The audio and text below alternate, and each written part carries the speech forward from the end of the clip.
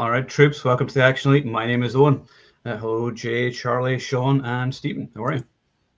We're good. Good. Hello. Yeah, now Stephen's camera's not Steven, working. can and you also, hear us? is he in the room with Step us? into the light. Sean, you can't make that joke. You've been dead for 6 months, man. You can't make that joke. I stepped into the light and came back here. I was like, what the? Imagine my disappointment. Oh, and here's Mark. And do please welcome Mark Shaper, my buddy. Hey, how are you? Hey, good to see you, Owen. Doing great. How you guys doing? Good. Thank you. So, we are discussing Commando tonight, which I can't believe it turns 40 years old this year. How did that happen? I was 7 when it came out, so definitely feeling old. Now, I'm going to be letting most of you guys do the talking. I have a cold right now, so I'm going to start hawking up my insides probably quite soon. So I'll say my piece and then I'll let you guys talk. But yeah, I hadn't watched Commando actually for a couple of years, and I don't know if you guys have all seen the director's cut, which I can't watch like any other version with that now, because you've just got better characterization, you got some nice scenes with him and her, and then you got the amazing shed scene at the end with like all the limbs being cut off and everything. There's all these things which are cut off. So yeah, when I was younger, I always found Ray Dawn Chong's character Cindy annoying. But I was watching that, right, and I was like, there's absolutely nothing annoying about her whatsoever. I was like, she's great. I was like, yeah, she's scared at first and whatever, understandably, because this guy has like kidnapped her. Mm-hmm. And then as it goes on, she decides to help him, and then she's totally awesome. So shut up, young Owen. What do you know?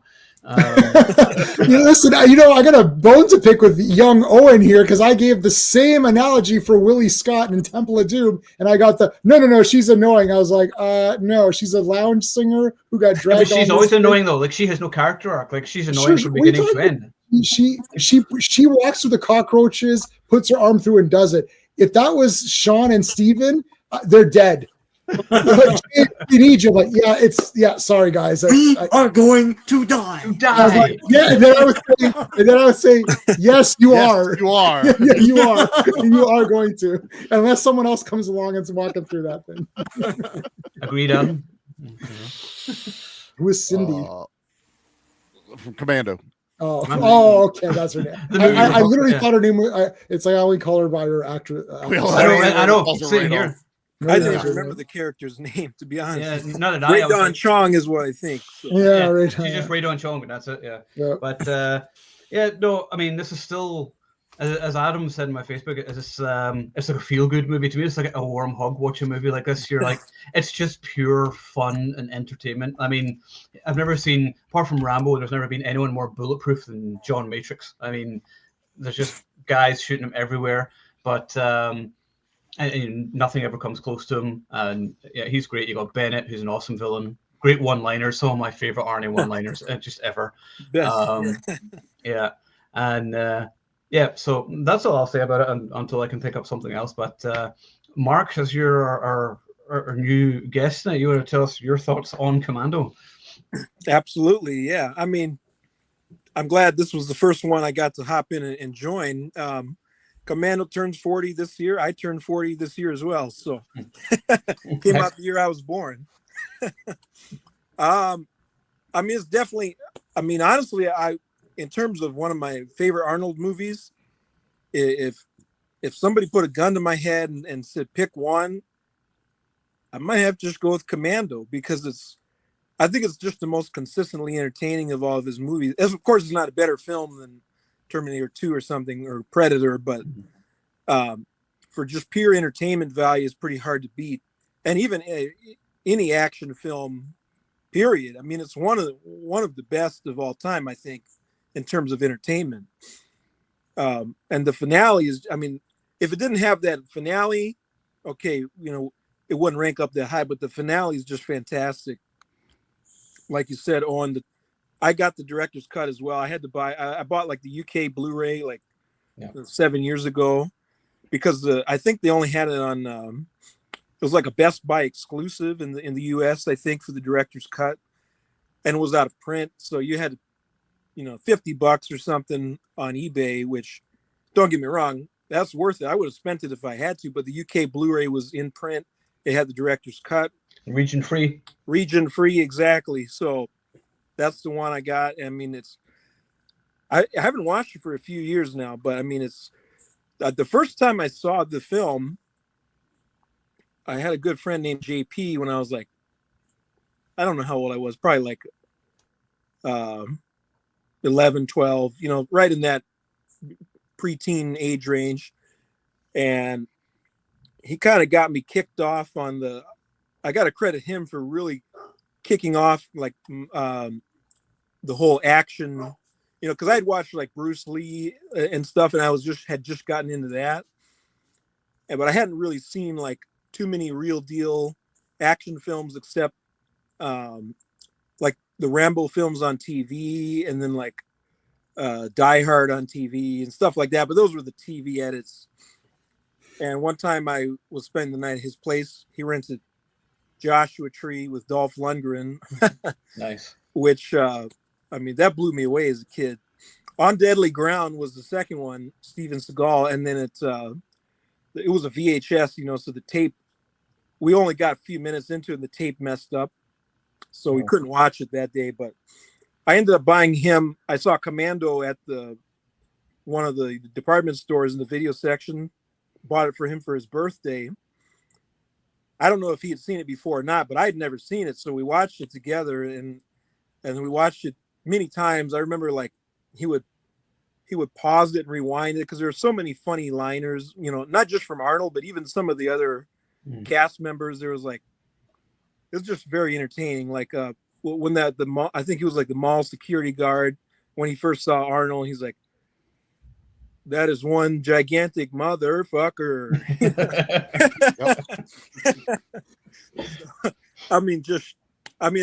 I'm talking about it at work this week. Some of the best, like you said, Owen, some of the best one-liners, don't disturb my friend, he's dead tired. The whole I lied, that's one of the best, and when the first guy's in his house, he was like, "Oh, we're gonna, now that we got your daughter, you're gonna cooperate, right?" Wrong. And what if he did cooperate there? Then there'd be no movies. Like, yeah, I'll cooperate. Yeah. How did they know that he wasn't gonna con? Never mind. Also, the music. I love the Calypso soundtrack. Yes, James Horner. Yep, big time. Yeah, I mean, and then "Fight for Love," that song. I love that tune. Like, I had that on my playlist whenever I used to go to the gym before I became a fat lazy fuck. Middle aged, but yeah, I used to love listening to that and like Bloodsport and everything else. But yeah. So who's next? Actually, Jay, you go ahead. Sure. Steve is so disgusted by my opinion. He doesn't even want to listen. He just left. Yeah. Yeah, this is a great movie. This is a good like template action movie where like it's like very clear. It's like clear objective hero that you can root for. Like his daughter is innocent, so there's innocent life at stake. Everything's like mapped out. You understand where everyone is and what needs to be done. It doesn't get confusing. You can say that's why you find it so like comfortable. You're saying like, oh, it's just comfortable to watch because the action is all very good and you root for him immediately. And because he doesn't go along with their plans, like where the guy's like, oh, we've got your daughters. Like, fuck, I don't care. It shows that he's not gonna just be playing by the movie's rules. It's like the movie is setting out these rules for him, and even the villains think he's gonna play by them. Because you cut back to I was gonna say Wes. What the hell's the guy? What's the character's name? Whatever. He's Wes. It's Bennett. Bennett. Yeah, Bennett. I knew that. So Bennett, and he's like, oh, no, as long as he thinks he's going to get his daughter back. No, he's not playing by the rules. Like, you don't know him at all. It's like he immediately goes against it all. A lot of great cameos. We got Warriors guy in there. We got Dan Hidea's in there. We got Wes.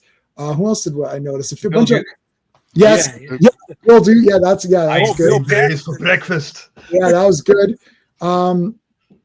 So I do find her annoying in the beginning because the problem is that we know that his daughter is kidnapped and we know that he's not crazy. So then she rats him out in the mall, and that kind of screws everything up. So you're like, she screwed him over. So it's hard to. I liked her overall, anyways, but because she screwed him over, and that's why I was saying like Willie Scott doesn't screw over Indiana Jones or whatever, right? It's like she. So that kind of was like, oh, what the Now I haven't seen this movie since I bought it on DVD, so I haven't watched it long. But prior to that, I watched it a million times, like at home on VHS and stuff like that. It's definitely not my favorite Arnold movie. As you guys know, Conan is my favorite movie of all time, not just Arnold movies, so any movie. But it's, Terminator. I would say it's definitely up there, but Schwarzenegger had so many good ones that they're all up there. Right. It's like the first 10 or something are all So if someone says Commando, well, if you say Commando over Conan, that's insane. But if you say Commando over anything else, then that's acceptable to me. Not Terminator though. But yeah, they should just copy this movie. They should just remake this movie all the time. It's like very short, 90 minutes. As you guys all point out, the one-liners, but even like Ray Don Chong's one-liners are super funny. I started to write them down. There's so many. These guys are eating too much red meat. What the hell is that? That was a super funny line. And like they're throwing each other through like the hotel room. You're like, what is happening in this movie? Bill Paxton noted he had a quick cameo in there. Yeah, it's awesome. Like the fight's good. There's a knife fight at the end. He convinces him to let's have a knife fight. And I like that Alyssa Milano tries also to escape. Yeah, she's not just a victim.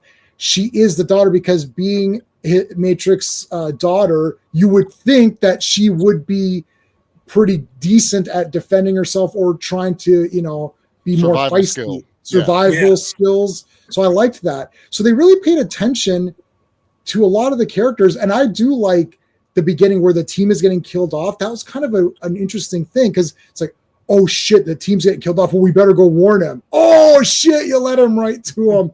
That's all in the first 5-10 minutes, everything's laid out, and then it just plays out like a movie. That's perfect. There you go.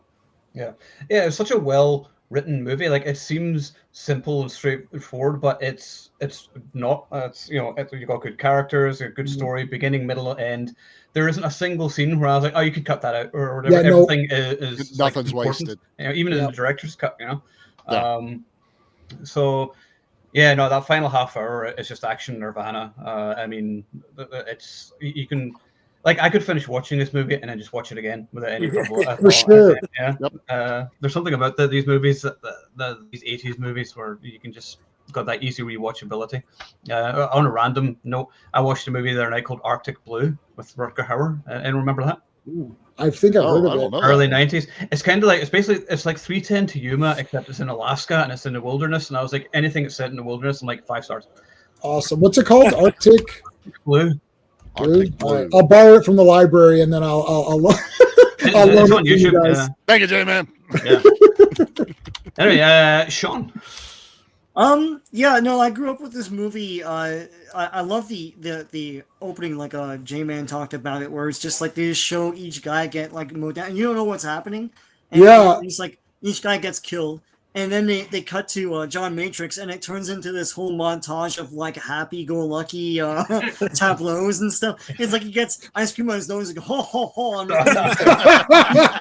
That's literally never happened to any human being ever. No. I've never. Yeah, don't slap your daughter or something like that.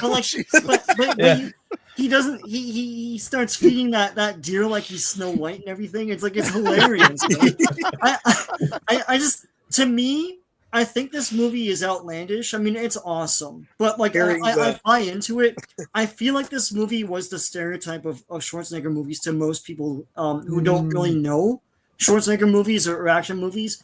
It's the kind of movie that Last Action Hero was making fun of. And the thing is, none of his other movies were like that. I mean, in this one, Total Recall is cool. It's still got its own sense of reality, right? And Conan and all that stuff. But in this one, he's super. I don't care how big he is. He's superhuman, right? Like he's overturning cars. He uproots that one phone booth or whatever the hell it was. And it's like it's bull crap, but like you buy into it because it's just part of this world, right? And everyone has a one-liner. It's like no one thinks like this in real life. Like in a crisis situation, you're not gonna. I do. We all do. Yeah, speak for yourself, Mister. But yeah, that's why this movie is one of my favorites. It's like they didn't make another one like this again, even though a lot of people in their minds like, oh, all the Schwarzenegger movies are like this. Like they're kind of not. Yeah. No, they're not. I mean, they're all awesome, but like Predator isn't this, and like even True Lies is kind of getting there, but not really. But yeah, no, this is I love the cartoonish aspect of this. I can't believe they made this movie. It's sort of like a weird anomaly because I mean, there are other kinds of movies like this, like Nine Deaths of the Ninja and all that stuff, but all that stuff is low budget stuff. This is a big budget studio picture like this. That's a good point. Low budget mentalities on a high budget. Yeah, low budget sensibilities. Low Canon got a lot of money on a big scale. On a big scale, that's great. The biggest actors and everything. They should have used that. They should have used that line on the. Yeah, that'd be great. Yeah. Yeah. So wasn't Die Hard initially written as a sequel to Commando? I've heard that too. I've heard that. Yeah. Yeah, that could have been cool. I always wondered, like, this movie could have had a sequel, and like, even now you could do it because the daughter would be fully grown. Alyssa Milano, whatever, you could have her do something or whatever, and I don't know. They go rescue some people from human traffickers or some shit. I don't know. That's like the plot to every action movie these days. But I don't know. Get right to stuff. Anyway, Stephen, are you there? Do you read us? I'm there. You are? Okay. So over to you.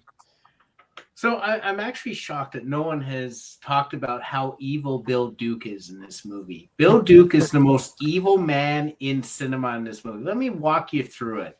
First of all, he commits a crime by impersonating a municipal employee. He's impersonating a garbage man at the beginning of the movie.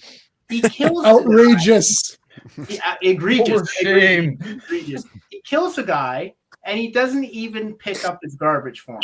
So let me that. His wife comes out, her husband's dead, and worse, she's got to wait for the next period to get her garbage picked up. This is outlandish. I bet she has to wait till next Wednesday. Yeah, next Wednesday. I don't think anyone's coming after that, to be honest. No, she's got a smelly house now and a dead husband. This is horrible. In front of the neighbors, sir. In front of the neighbors. In front of the neighbors. Okay. Then he goes and he buys a car. First of all, he buys a suit. He's wearing a suit while buying a car. When have you last seen anyone buy a car wearing a suit? My dad, I can never recall him wearing a suit when he bought a car. But this man is wearing a suit. He never looks happy. He gets in the car. He runs over to the salesman and he drives away with the car. So there's 2 deaths, and he's now committed vehicular theft. And, like impersonated a municipal employee, which is what I said. Then he blows up a boat, killing I don't know how many fish. Okay? This guy is horrible. Anyone think of the fish? Yes. Think of the fish. Yeah. I think killing the car salesman was kind of cool, though, because they're usually pretty shady. We all want you to do that. I wasn't too against him on that one. You're right about that. And it was obviously he was selling him a lemon. So, I'll give him that. But I timed it. I'm like, within the first 4 minutes, Bill Duke has committed more crimes than I've ever done in my life. Alyssa Milano tickles Arnold Schwarzenegger. Now, let me ask everyone here. Who has ever thought Arnold Schwarzenegger could ever be tickled? I didn't know muscles could be tickled. I didn't think there was a place to tickle Arnold Schwarzenegger. But she runs up to him and tickles him. I'm like, this is great. I've never seen Arnold Schwarzenegger tickled in my entire life. And I got to ask, too, Ray Don Chong, she shoots the missiles. And then he says to her, how did you know, how to do this? And she's like, well, I read the instructions. And I'm sitting there and I'm like, is it like those instructions, where they lay out all the parts and then like, is it showing missiles and is it like sold separately or something like you see in any other like, you know, instruction IKEA. manual. Like this. Did you get the IKEA? Did you get the Allen wrench? Is You that get the how Allen get it wrench. to work? Yeah. Oh, I'm glad that she fired it wrong first, because if she fired it right first, I would have been calling BS. Like, you can just fire a rocket launcher first. Like, She'd have been Mary Sue, man. She did it all on the How did first she? try. She's still a Mary Sue. How did she know? How did she know that that wasn't going to just kill Schwarzenegger? That's What? a good question. Like, as Sean said, this is a cartoon, anyways. Because It we've is. already said he's superhuman, so she's just going She with it. knew. I can't kill him. Well, He can't die. he did rip out a phone booth with his bare hands. So by that See? point, I'd just be like, well, you could probably survive a missile on strike. And Tarzan in a mall at the He same Tarzan. time. Tarzan in a mall. Like, He can't be bargained with. He I can't be was gonna say, reasoned Reason with. with you're right, J-Man. He is the good guy. He doesn't feel pity or remorse. That's true too. Yeah, he is the Terminator. The Terminator had a daughter. Okay. Yeah, Terminator had a daughter.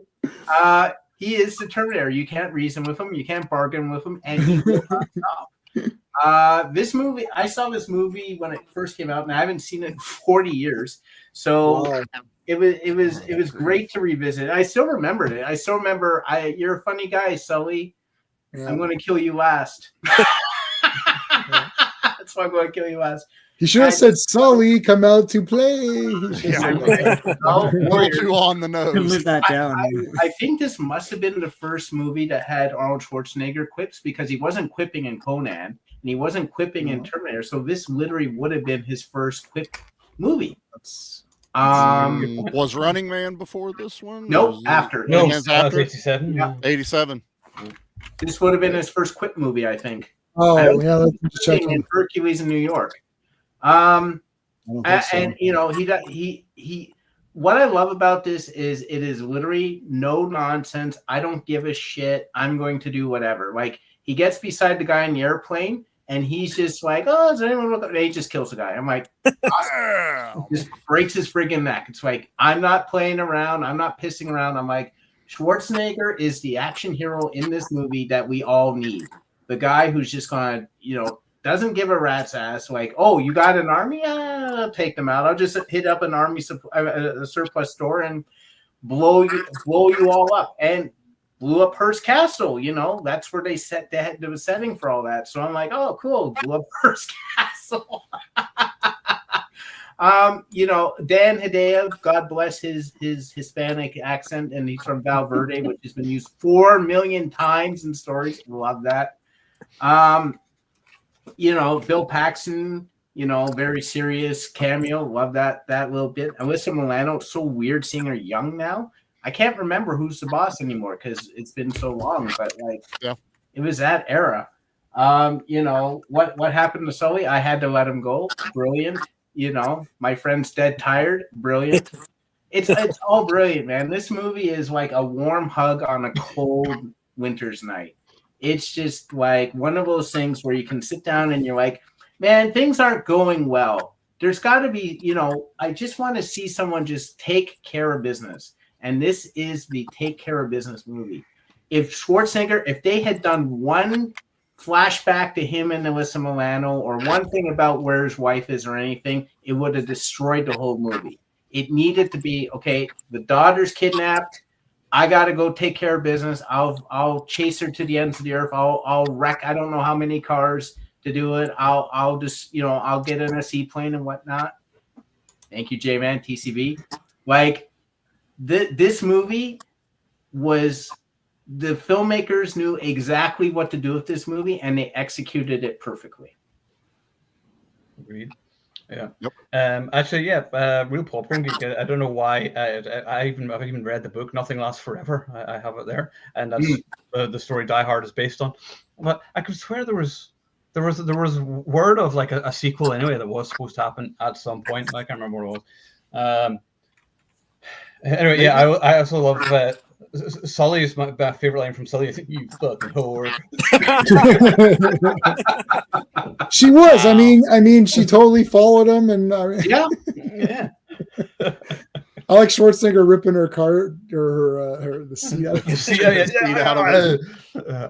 Hey, there should have been a sequel. They say it. The guy says it at the end. He's like, oh, I'm done for now. He's like, until the next time. And then he turns and then it should have said, Commando will return. No, but like he's like, no, I'm definitely done. And you're like, you're not done. Why are you saying these lies? There's so many goons needing killed. Yeah. You at least missed 3 guys. I could have sworn 3 guys ran off. There were a couple of nice flowers left in that place that needed to be shut up as well. The garden. I remember I was thinking watching the garden. Like, that's a really nice garden. What a waste. Anyway, Charlie. Plant lives matter. No. Yeah. No. Exactly. I'm gonna cancel myself. Stop it. This is one of the few movies I don't remember the first time I watched it because I've seen it so many freaking times. This was just a constant staple. When you don't know what to watch, throw Commando on and would just watch it constantly. I probably watch it once a year. I mean, it's just always in rotation. I'm one of the weird ones. I like Running Man. It's probably one of my favorite Arnold Schwarzenegger non-Terminator movies. But Commando's like right there. I don't want to number all mine. I can't, because there's a day I'm going to like Raw Deal. There's another day I'm going to like, Commando more. It's impossible for me to rank a, Schwarzenegger movie. But we've danced around a little bit, but as we've said on here, a good movie is only as good as a good villain. And God damn it, I love Bennett in this movie. Vernon Wells is just absolutely nails this character as the opposite of Matrix. And he's got this like cold side to him, but he's, still makes jokes. Nothing can shake him when those guys are like, cutting a little girl's throat's like cutting warm butter. And he's like, man, just shut up. He goes, you guys make me laugh. Matrix would laugh too if he was, it's just this, like, I'm so nonchalant. We're that badass that both of us could kill you. And I can't wait till I get my shot to, fight him. I actually got to meet Vernon Wells. Oh, he had all these pictures out, and this picture quality wasn't great. And he's like, I couldn't find anybody that could get that clear of a picture for me. I said, I don't care. I said, I grew up with this. And he goes, well, I'll sign it for you. He goes, where's the picture going to be? And I went, what does that matter? He goes, no, where are you going to hang this? Like, is this going to be like in your living room where your mom comes or anything like that? I'm like, no, it's going to be in my office. And he goes, okay. And he signs it. And he goes, I'm not going to shoot you between the eyes, Charlie.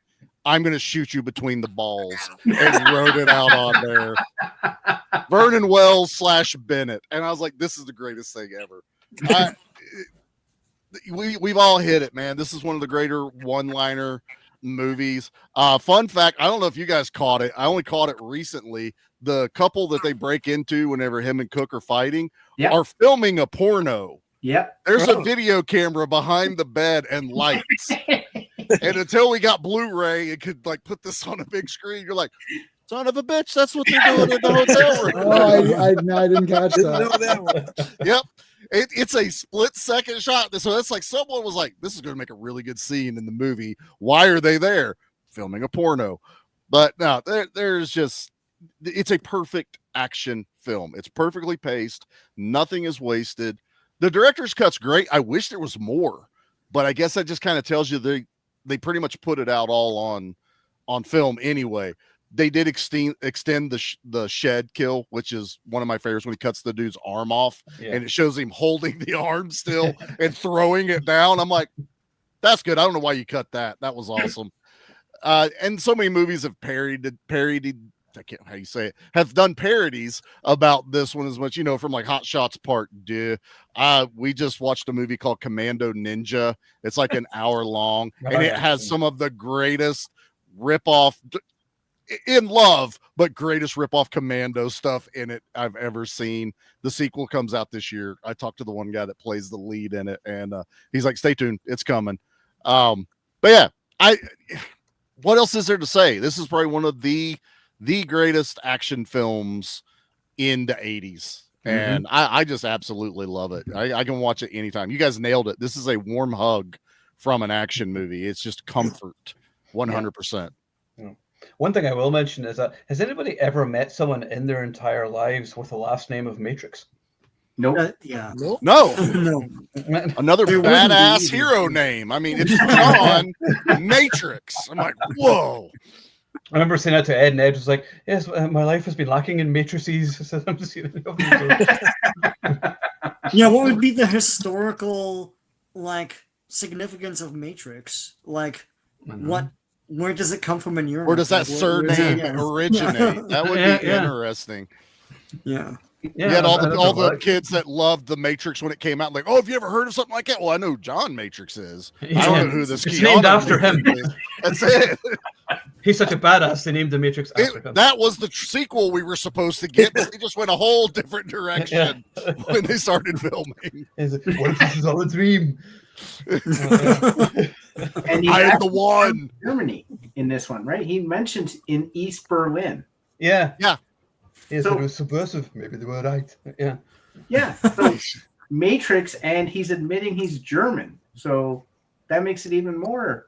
Yeah. They didn't do the Van Damme. They have to explain Van Damme's accent in every film. If the movie starts off and it's like, hello, whatever, insert character name. You're from Canada, aren't you? Or you're from Quebec, aren't you? Or you're from Louisiana. New Orleans. It's like, we have to explain it. Explain the accent. And explain the bump on your head. That's what I want to know. You need to tell me. Where did that come from? Wait a minute. If there's two of you and you were born in different, how did you both get the same bump? No. This is another movie that's like, it's not fair that there's two like iconic scenes that are always remembered in this. And we all get the one where he's getting ready to attack Valverde. Where awesome. He's putting everything on, the war paint and everything. But number two is walking out of the fucking woods with a log tree on his arm. Yeah. And they're just like, let's just do random shit. And he goes, guys, I've got an idea. Just get the camera ready. I will come out of the woods. Just be ready. And he walks out with a goddamn tree.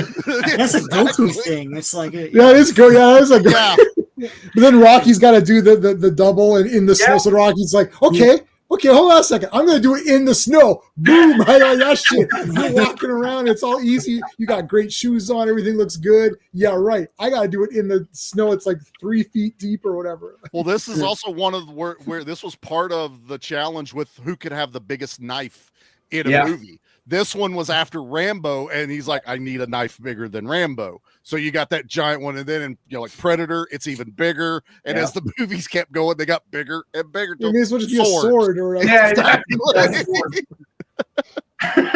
Oh, and you might know this. I could have sworn I read, because Commando came out. Didn't it come out before Rambo: First Blood Part 2?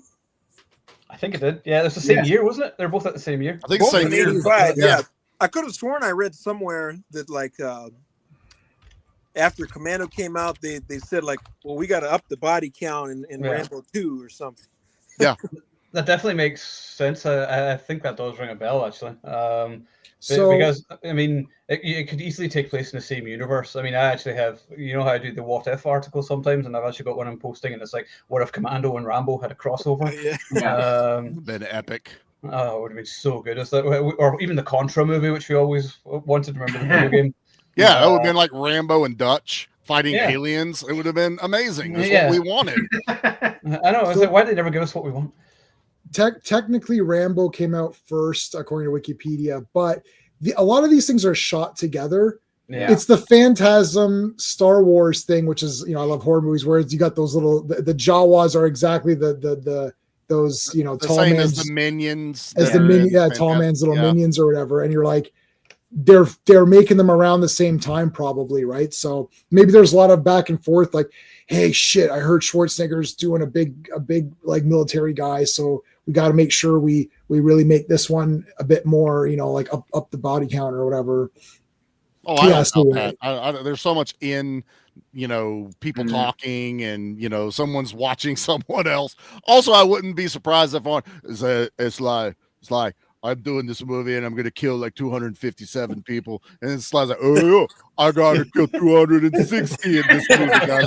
I don't care, it's a drama. We gotta kill 260 people in this movie.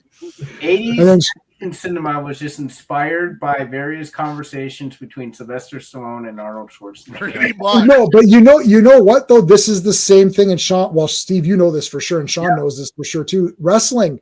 Yeah. If you don't have a bunch of people competing, like there's different levels of it, right? So there's WCW, WWE, WWF, whatever. But here, let's say it's Schwarzenegger and Stallone, but then you have your second tier guys competing as well.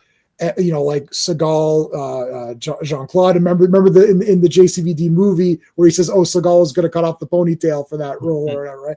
So it's like you need to have this so they push each other. Because if you're looking at, I got Wikipedia open with both Stallone and Rambo. I mean, you're looking at Schwarzenegger. Like, I mean, the first 15 actual Schwarzenegger movies, if you don't count like little piddly ones, although I love Pumping Iron and I would count that as an awesome movie.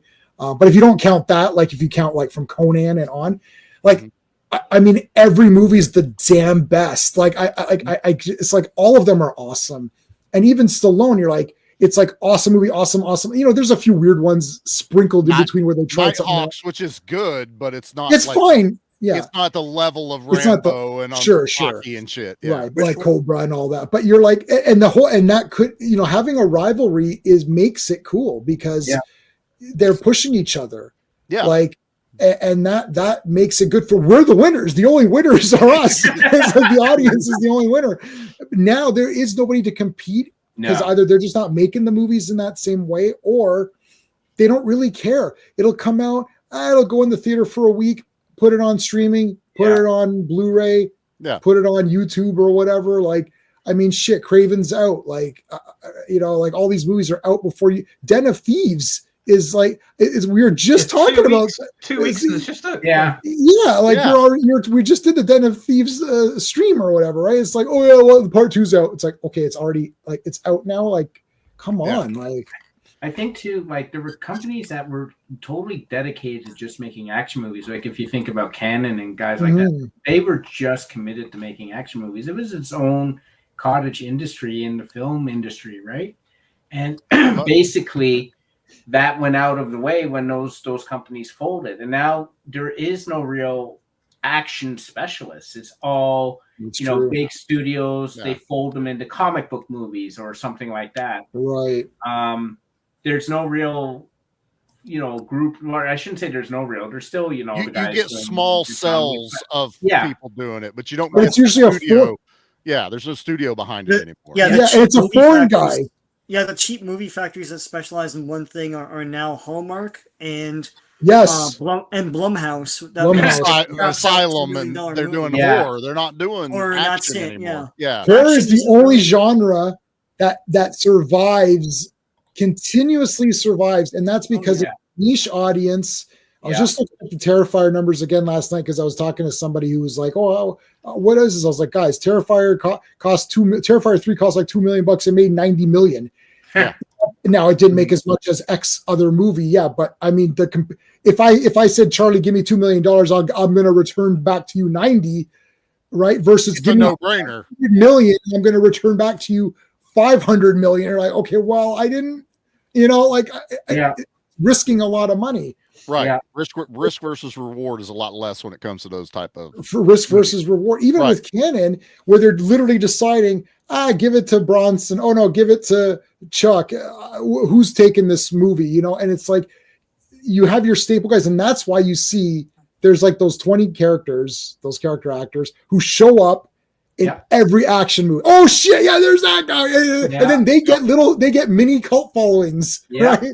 It's like they become little mini stars. Like, oh shit, you're in like that's why we have Al Leong. This movie has the guy from Renegade in it again, who is in every bit part. Or the guy I call Chico from Running Man, whose head explodes. He will always be Chico. But he's in every freaking action movie out there, getting his arm cut off, his head cut off, shot, killed, stabbed, anything. And it's just, there's that guy. I love that guy. Yeah. And it's great because in Running Man, it's just a throw. It was just to show you that threat was real. Like they can. There's a fence and it blows up your head. So they're like, oh, get that guy. And then that guy's like, oh, I was the guy whose head blew up in Running Man. Oh, I was the guy whose head blew up in Scanners. We should become and that guy just moves around to other movies. Chico. Like you said, there's nobody pushing each other anymore. And now when there's rivalry, it goes too far. Take like the Vin Diesel and the Rock thing. Now it's like uncomfortable, and everyone, all the audience is like, okay, we don't like either one of you now, so that didn't work. Arnold and Stallone kept it light, kept it fun. You know, yeah, they didn't work together. Professional about it. Yeah. I mean, the main reason it worked together is no one wanted to foot that bill. You imagine footing the bill for that movie and then having to deal with two alphas saying how they want their movie and who's going to be the top billed, who's going to be left or right top bill. It's understandable why they didn't do a movie until Expendables.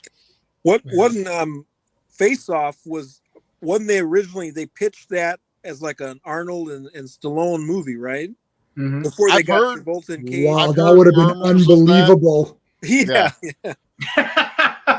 Wow, that movie was already awesome. Can you imagine with those two guys? So who would play who though? John Woo directing. I mean, oh my god, who puts whose face on? That's what I want to know. Sean, who puts whose face on? Yeah, who's Castor Troy in it? Yeah. Okay, that's the greatest. No, like the names in Face Off. We're talking about John Nathan, Castor Troy. That's the great. Oh, Castor and Pollux. They're back from Pollux, ancient Rome or something, aren't they? Yeah.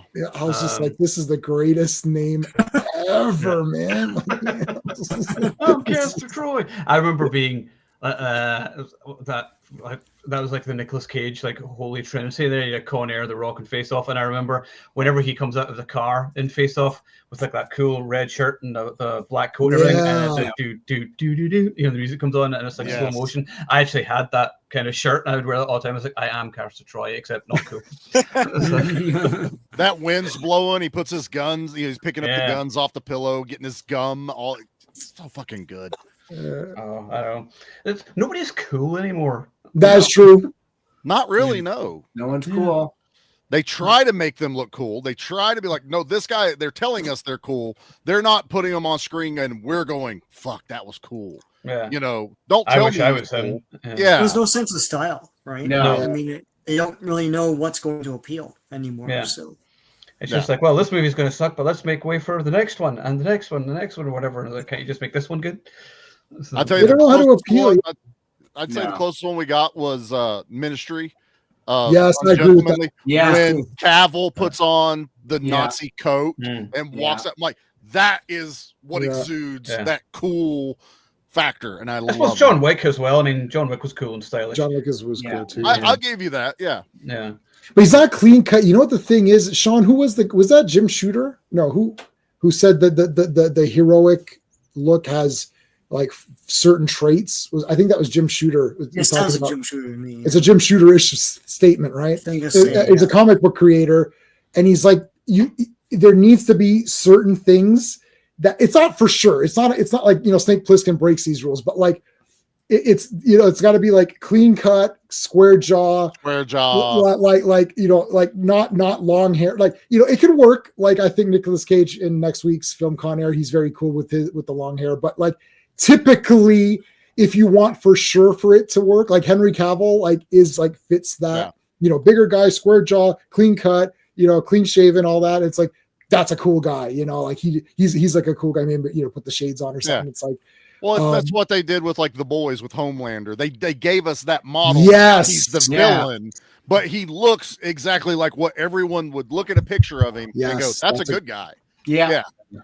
That's a very good point. Yeah, they did that purposefully because he's a piece of trash, but he's the most interesting character they have. You have to act it too, like that, and it's a skill as well. It's like, I'm thinking of Tom Hiddleston in Kong Skull Island is totally different than Loki, right? You know, yes. He's the lantern-jawed hero in that thing, and he's almost unrecognizable. And it's just acting, you know. I forgot he was. Yeah, I forgot he was that. Yeah, he was in it, right? He's the star of that thing. The guy I always modeled off the perfect action hero, and he never really was the perfect action hero, was Bruce Campbell. Yeah. Bruce Campbell would have been. He has the features, the mannerisms, and the chops to do it. Yeah. And they kind of did a couple with him where he's a little bit heroic, and then I think he just fell into that, you know, like the TV show Burn Notice was probably one of the more updated ones he did. But he made such an iconic character with Ash that just kind of unfortunately pigeonholed him into that, going, oh, if you make him an action star, we're just going to be like, well, give him a chainsaw now, you know, give him a machine gun and a chainsaw. That's what we want. even Brie Larson wasn't that annoying in Skull Island. Yeah, No. Skull Island was awesome. That's maybe my favorite MonsterVerse movie. That's when I liked her. Uh, We had guys that I wanted to see do more, like Adrian Brody, like after he did Predators. Yeah. I wanted to he see was good. him. I wanted to see him that too. start doing action because I was like, fuck, this guy. He bulked up, but he wasn't giant, but you know, he was tough. And it's like, I want to see do another one. And no, never got another one. Him and Guy Pearce after he did Lockout. Yeah. Escape from New York.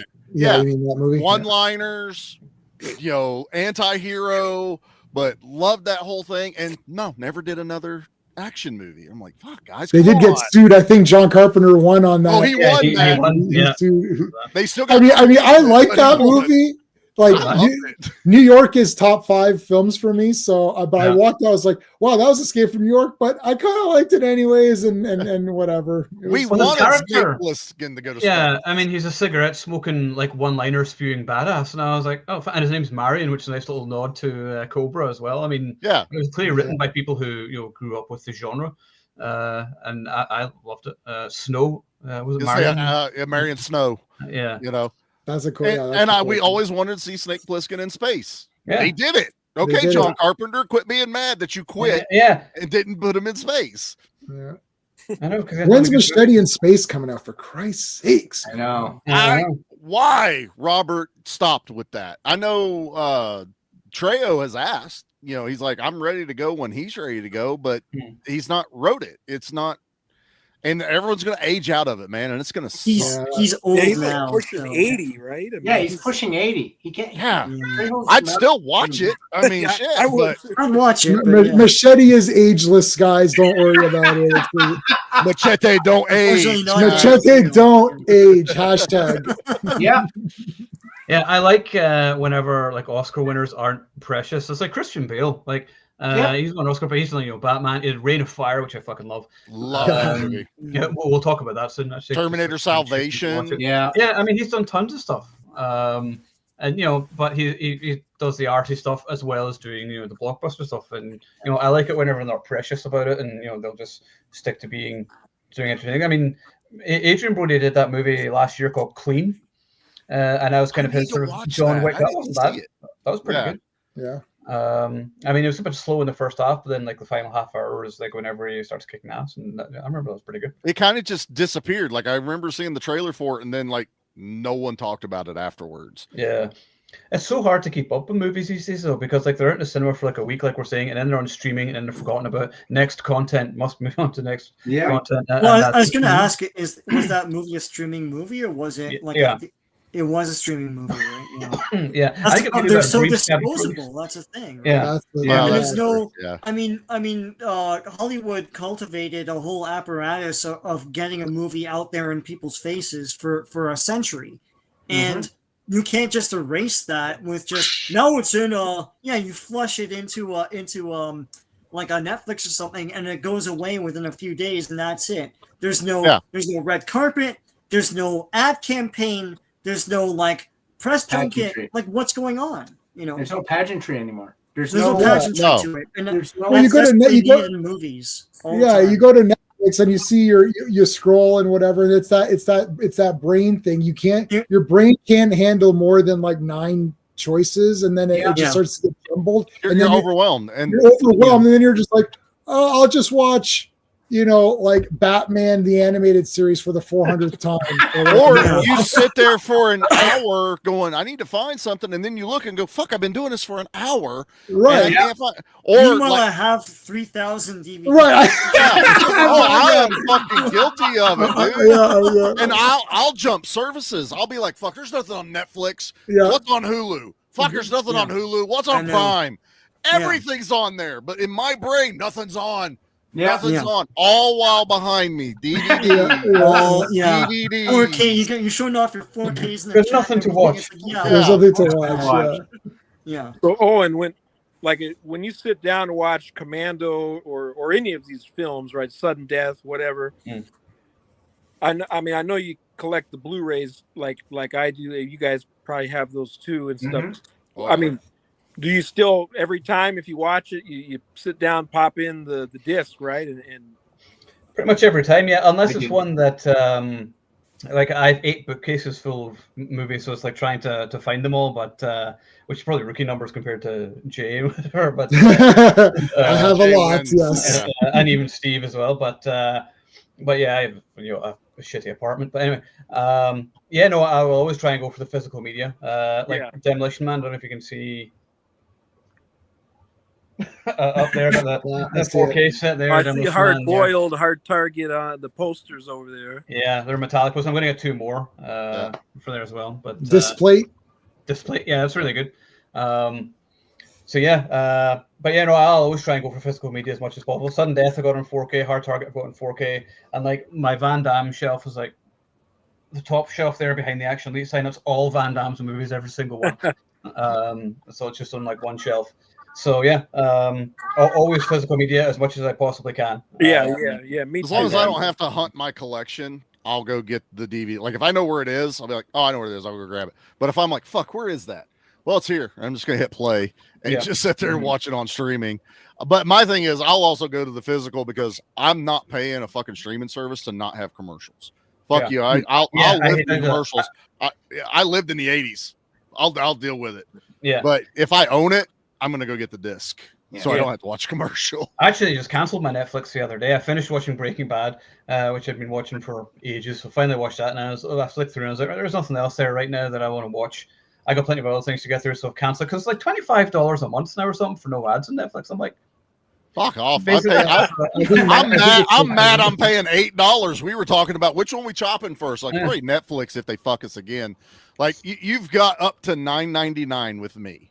And once you're past $9.99, I'm done. I'm out. Well, Tubi has lots of stuff. The other problem is that Tubi. my selection at home is better than the selection on the streaming services. Like I have every Van Damme movie, every Schwarzenegger movie, every Stallone movie. I have all the horror movie franchises, all of them. I'm not missing Raiders of the Lost Ark, which is not on Disney Plus. Like, and it's on Paramount, but you have to pay for it.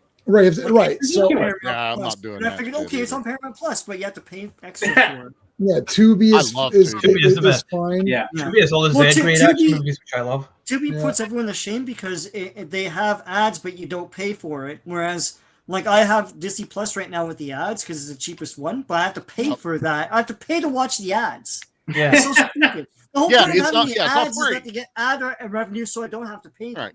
You know, if it was $5, I wouldn't give a shit. Yeah.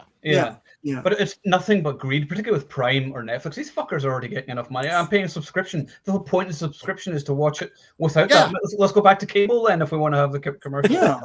God, that's so dumb. The only thing they got going for them is I can start it when I want to. That is, I don't have to have. But I can do that with a Blu-ray as well. Yeah. I can totally do it with a Blu-ray, but I don't know. I was gonna say there's almost something relaxing though. Like you just kick back, pop the Blu-ray in, you see, the logo pop up. Mm-hmm. I don't know. I mean, we all, grew up probably in the VHS era and stuff. So yeah, trailers at the beginning of a movie before the movie would start. Yeah. Or a full moon tape where there's 1 hour of stuff before you're just like, when is this starting? And it's like Puppet Master 4. I'm like, I'm watching Puppet Master 1. They're already on 4. we know 5 and 6 coming out. It's like 5 and 6 coming. Yeah, Charles Band's face comes up. Hey guys, if you like Puppet Master, we have fucking 4 more coming out. It's like I haven't even watched part 1. I just found that. I do miss that. Now it's fun to look back. Somebody played the beginning commercials of Teenage Mutant Ninja Turtles. That Pizza Hut one where the kids playing baseball. Yes. And I'm sitting there going, fuck, I never realized I would miss that. Because as a kid, I'm like, okay, I'm going to fast forward. Yeah. As an adult now, I'm like, God damn it, this is almost as nostalgic as Teenage Mutant Ninja Turtles. I have the Stone Cold VHS, and there's a whole sweepstakes thing in the beginning where you get to win a chance to roll with the boss or whatever. And you What? just spend a day with Brian Boss. Oh no! That would have been awesome. Damn! Yeah. I see. I should have kept the VHS on that. I got the Blu-ray. I was like, I don't need that anymore. Damn! I didn't realize there's like these. No, things it's special features on the VHS, man. You gotta keep those. I have a Batman Forever making of. They don't explain why the characters are so shit in it, but anyways. But it's the making of Batman Forever. It's a VHS tape of the making of Batman Forever. Wow.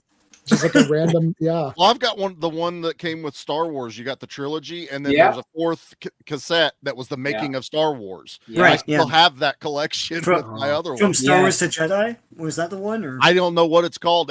I just know it. You made a lot of those. Yeah. It's in my other shelf, but it was all 3 movies, but the very next one it just said making of Star Wars right with it. Yeah, that one. I if it's the one I'm thinking of, that one had the actual English lyrics to the song they sing in Jabba's palace.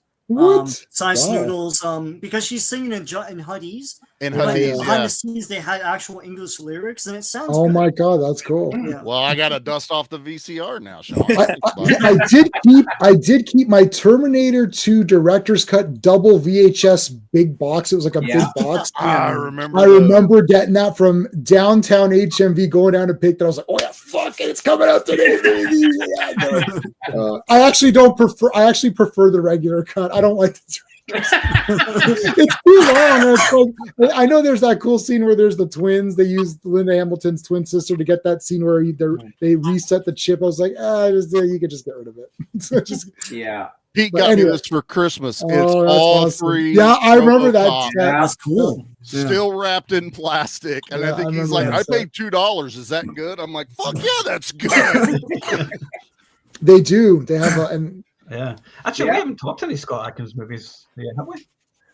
I thought we did. We do Hard Target 2 or something? No, Hard Target, yeah. Yeah, we did Hard Target 2. And then he showed up in the Batista one. Oh, yeah. Cameo in no, not any of his. Like, we should discuss the Undisputed movies at some point or whatever. So. Oh, hell yeah, I'd be down for that. Yeah, so, anyway, back to Commando. Stop talking about So who would win? Matrix or Rambo? Who would win in a fight? Rambo. Matrix. I think Rambo is more sneaky. First, he does. I know, but Matrix has Bugs Bunny powers. Like he's that's true. Yeah, Matrix is invincible. Yeah. I haven't seen Rambo rip a phone booth. What is that?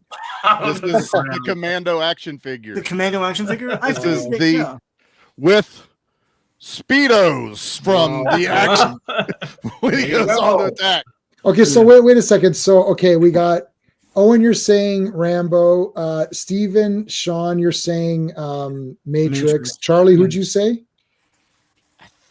God, it's Rambo. I'm going Mark? Rambo. I was about to say Matrix, but the more I thought about it, I mean it's a close call, but I probably would just barely give it to Rambo. He has 5 films. Commando only has 1. Yeah. I would say, look, Rambo wins because Rambo will find a way. That's the thing. Yeah. Like on the surface, it feels like Matrix has the edge because he's got the Bugs Bunny powers. But Rambo would find a way to counteract I feel like Rambo is like the Batman or whatever. It's like he'll figure out some weird thing to beat him or whatever. It depends on the situation because I've had to, I've been asked that question a lot on J-Man stream, Batman versus whoever. Right. And I'm like, well, Batman doesn't fight anyone without being prepared. So Batman, if you came to him unprepared, he'd hit a smoke bomb, he'd go back, he'd study you, he'd come back with your weakness, and then he'd stop you. Right. I'm just guessing at, I'm doing it like Mortal Kombat in my head where John Matrix appears on the right and Rambo appears on the left. No one's prepared for anything. It's just one-on-one who wins. I have to give it to Matrix because of the Bugs Bunny powers. I agree. Now, if you're saying, does Rambo have the opportunity to go and hide in the frigging forest and wait for Matrix? Then yes, I'll give it to Rambo. But in my mind, I was just thinking of it as a straight Mortal Kombat one-on-one face-off. Who wins? I don't know. Don't forget Rambo 3 with the fucking stick fight at the beginning, man. I mean, just them exchanging blows, it's blow for blow is what I would at least. Also, we should be sitting here going, why the fuck would they be fighting each other? What situation? Because they have to. Matrix and Rambo fight, there's always one person who has to bring that up. It's fun to talk about it. That's why they're fighting. I don't want to pick. Wow, it's like they always say that was that. No, I can't say this example. Sorry, I can't say this example. But anyways, it's like, it's like, why are they fighting? Because it's fun to talk about. They wouldn't fight in the movie, but. Well, they say they could because when they meet up at first, like I always in the synopsis I come up with, they meet up first. They're like, "Who the fuck's this guy?" And then they start fighting because they think they're enemies. Right. And then they're like, "Who the fuck are you?" And he's like, "Who the hell are you?" And who the fuck are you? and then like, they have the most humorous exchange in movie history. No one can understand what they're saying. No actual. You better have subtitles on for this movie. It's like Mickey's death scene. It's like. What? It's like, how do you spell They should take all of Schwarzenegger's characters and have them fight each other to see who would win. Yes. Like, can Matrix beat a T-800? Conan beats everybody, but I mean, just Conan beats everybody. He's got swords, sir. Of course he would. Of course he would. You're telling me Conan could beat any of them. He would find a way to win. Conan always wins. Sean, you read all the books. Conan don't know what a gun is. Conan became old in that age, and that's because there were no guns. It's guns. No, but there's magic and monsters. What are you talking about? You can survive a gunshot. You can't survive a dragon eating your head or whatever. Like Conan can. He put his head right back on. Green Knight's God. Put that shit back on him, and he's gonna pick it up and try to eat the goddamn thing. It's just take Conan out in a second. That's all. No way. There's no. They would be so in awe of how awesome he is that they would just bow down immediately and just one of my favorite Arnie moments. Him around and like, oh man, he be getting his autograph. And one of my favorite Arnie moments is actually in Total Recall, and I just think it's like one of the funniest moments. Like, you think this is real, Quaid? It is. It's just like, yes. He gets also laughing. Total Recall is just like awesome. I mean, it's actually my second favorite Arnie movie. Like Terminator 1 and 2 are one, and then Total Recall, and then it's kind of just everything else. It's just like all next to each other. So I like Running Man a lot too, just because. I feel like it doesn't get enough love from people. Running Man, it really doesn't. There's just, and it's not just Arnold that makes that movie awesome. You got all the Slayers in that one, all the awesome characters. Jesse Ventura, He hyped that up in wrestling too. Like every weekend, he'd carry on about it. And then on the playground, it was like, it's not even a real fight. They had to like, whatever.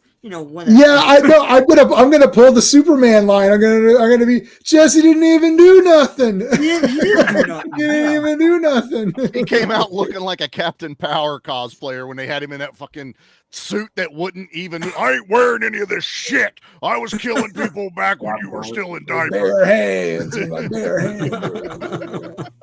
Yeah, I don't. You know what? Captain Freedom or whatever it was. He came out of retirement or whatever. He literally had the He-Man armor. Yeah.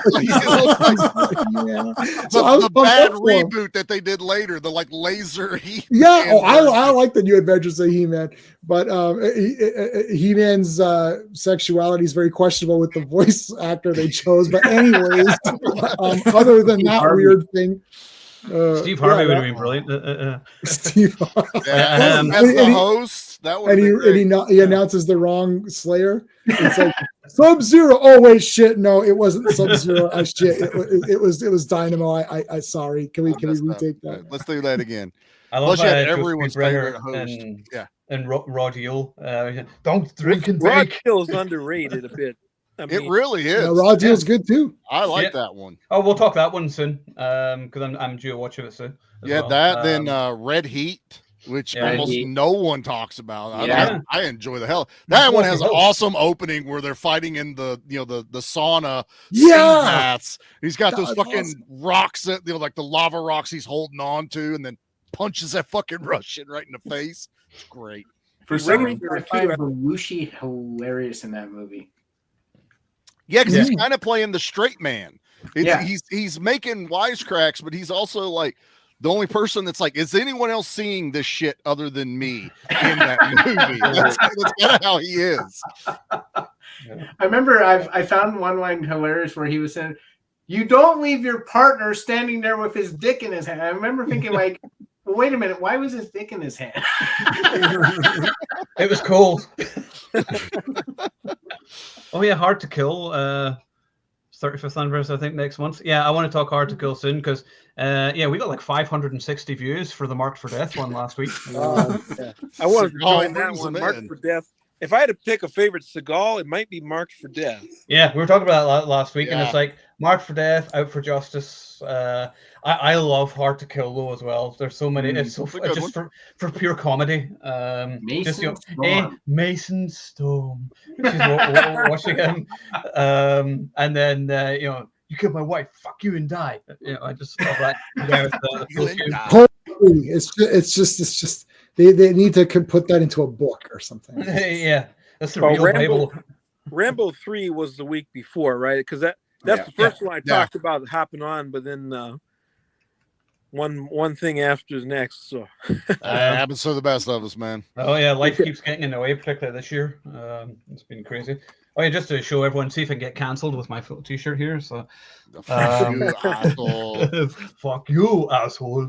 A guy who used to write for the site, Omar, got me this years ago, and I didn't know I still had the T-shirt because I can't really wear it in public. I wore it to church once. I didn't go well, but it's not when I get to wear much, so I get to wear it here. So, I'm assuming. I had a cool story of Ricky's shirt where Ricky is punching through two people's heads. And it's like, and I was like, I don't think I can. That was from Rotten Cotton. That was a great website, and I was like, I don't think I can wear that anywhere. Rotten Cotton was great. Oh yeah, if you hate Rotten Cotton, they ain't shit. Yeah, I remember that. So. Yeah. Oh, they had they had great. They had Exterminator 2. Yeah. No, I still have my Exterminator 2 one, but like, has anybody ever met Arnold? Me? Unfortunately, no. Oh, you have? Okay. No, Owen has. Actually, I have here.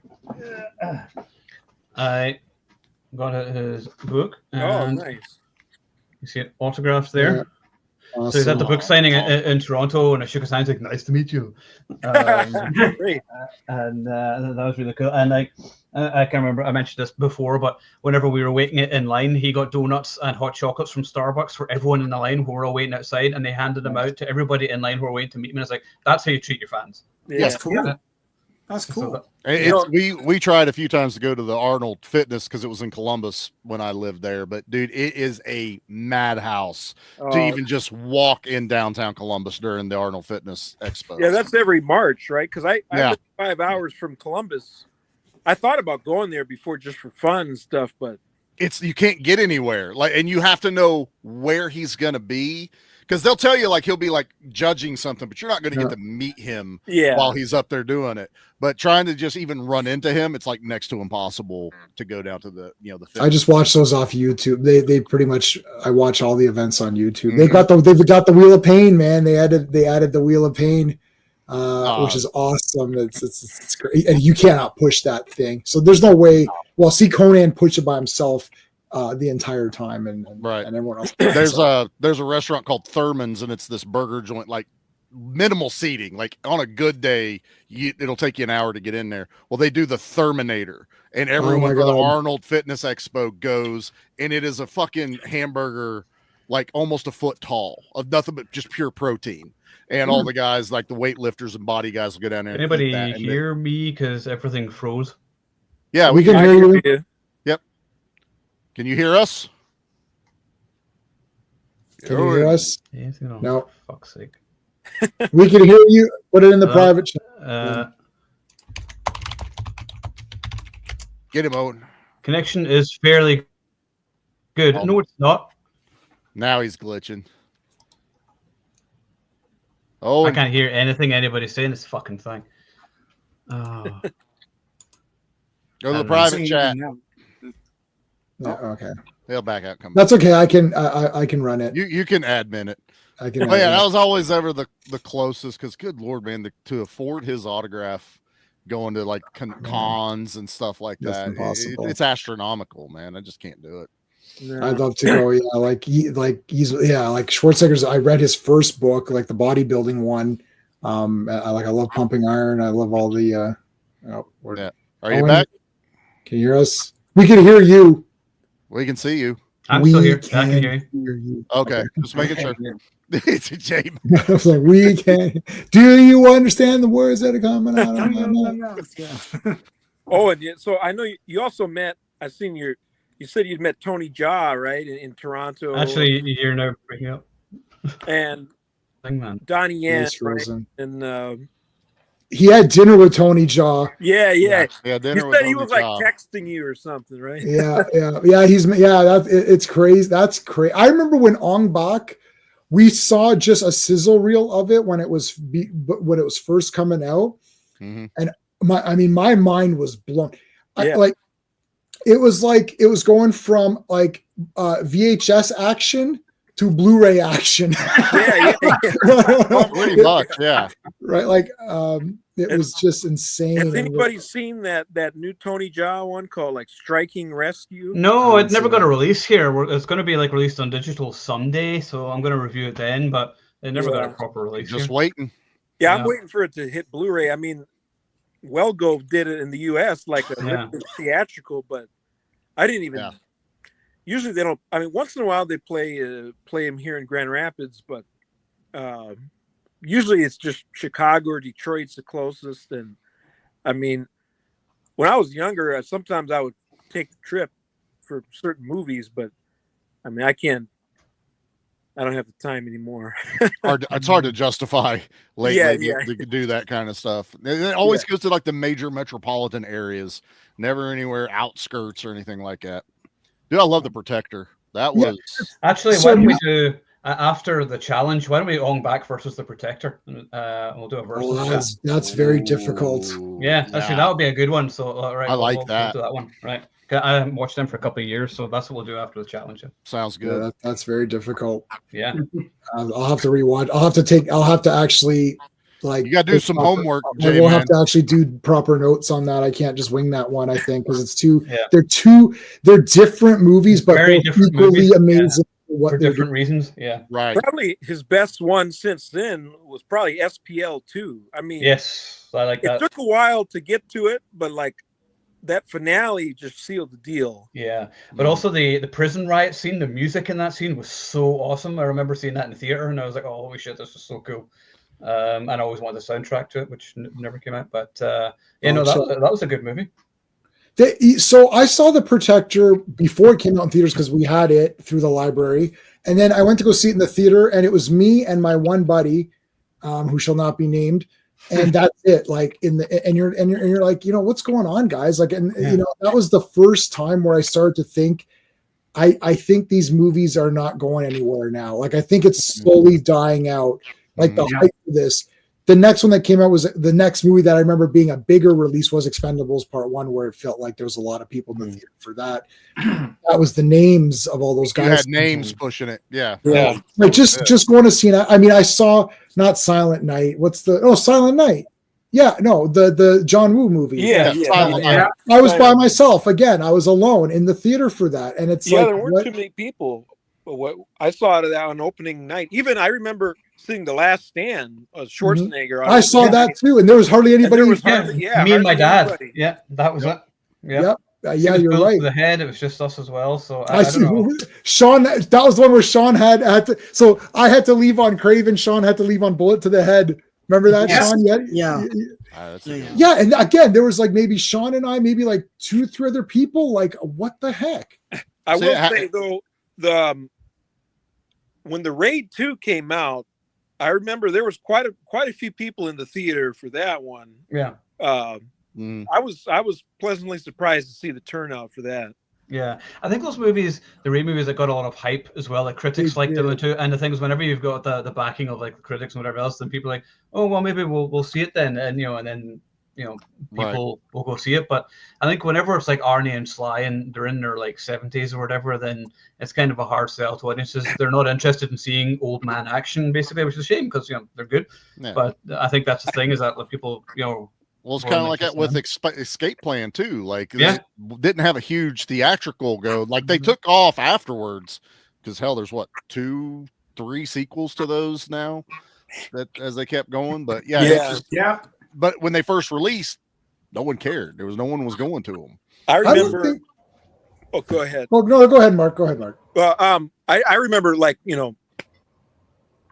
first or second day Raid 2 because that got a pretty wide release. So yeah, a whole bunch of us people went there, right? And then there was some couple guys sitting in front of us, and some woman joined them. She was like a little bit late to the showing.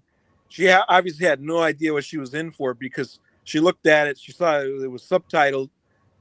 Probably didn't know the language, and she said very loudly, like, "What y'all watching? Some Spanish shit?" And then, I mean, her mind was probably freaking blown by that movie. Right. Yeah, real action. Yeah, like real popular. Yeah, the audience got used to heavy CG movies like the MCU and whatever. And I was like, yeah, that kind of just took over. I was like, the action hero was then, and then the superheroes now. But even now, the superheroes kind of dying out. We'll see how big Superman is this year. That'll be big just for the. I mean, I'm there opening night because I love Superman. He's one of my favorite superheroes. So, but we'll see. What about District B13? Did you guys? I saw those in the theater. Not too many people were there for that. I saw that a couple times to help support it, but like again, that was one that's French, and I thought, well, this looks so cool. That was like first time I really saw parkour like fully utilized. Yeah.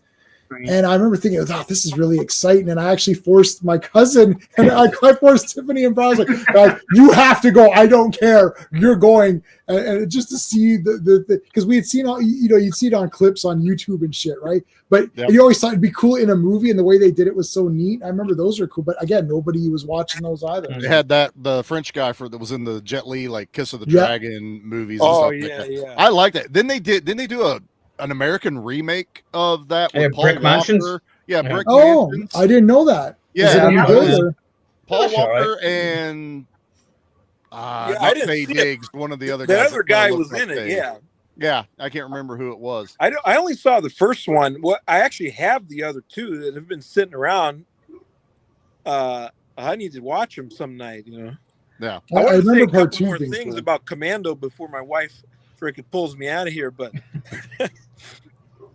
for one, I mean, definitely, like, I think to me, when I think of just the action genre, I mean, it's pretty much that image of Schwarzenegger in Commando and of Stallone in Rambo First Blood Part 2. Like the cover of Commando where he's got the gear on, the grenades and the war paint, like you said. Yeah. The It looks exactly like that, holding on to the knife in his vest, all that. Yeah. And then Stallone, that a classic picture of him like firing the M60. Mm-hmm. I mean, it's just like, to me, that's like where action cinema. That's like the first image that comes into my head. It's iconic. Iconic. Yeah. And what's funny, I used to stay up super late, and I would stay up till usually like for several years I would stay up till like 6 a.m. back in the day, and then on I think it's Tuesday mornings when I would be getting ready to go to bed like 6 a.m. I'd hear the garbage truck outside, and I always thought about the opening of Commando where they pick up the garbage and shoot that guy. Good stuff. Garbage Day. I think of Silent. I think of Silent Day Night 2. J-Man takes his trash out wearing a bulletproof vest every time now. I'm in a condo. I had the peons do it. So next week we're going to be discussing Con Air, much to Adam Martin requesting that, and I saw that in the cinema 5 times, so it's not like I was a fan of it or anything. I thought it sucked. I saw it 6 times. No. Oh yeah, well, my mom saw it 7. Well, my dad saw it 14. My dad is Con Air. No. My dad is Cyrus the Virus. My dad's just in jail. Wait, what? Anyway, thank you, Mark, for joining us this week. Hopefully you can join us next week. I mean, it's something I would love to do as often as possible. I mean, a lot of things. I mean, kids, animals, there's something going on usually. But I mean, anytime I've got free, you know, I'd love to join it. All right, Awesome. I'll send you the invite for Con Air anyway, and see if you can join us for that. And then the week after will be the challenge, and then next Sunday, the 9th, I think that's when me and John Cross from the After Movie Diner, we're going to be discussing the Mechanic movies, the Charles Bronson movie, and then the 2 Statham movies. So that's like a special sort of separate one. And none of y'all are invited. That's fine. I didn't want to come anyway.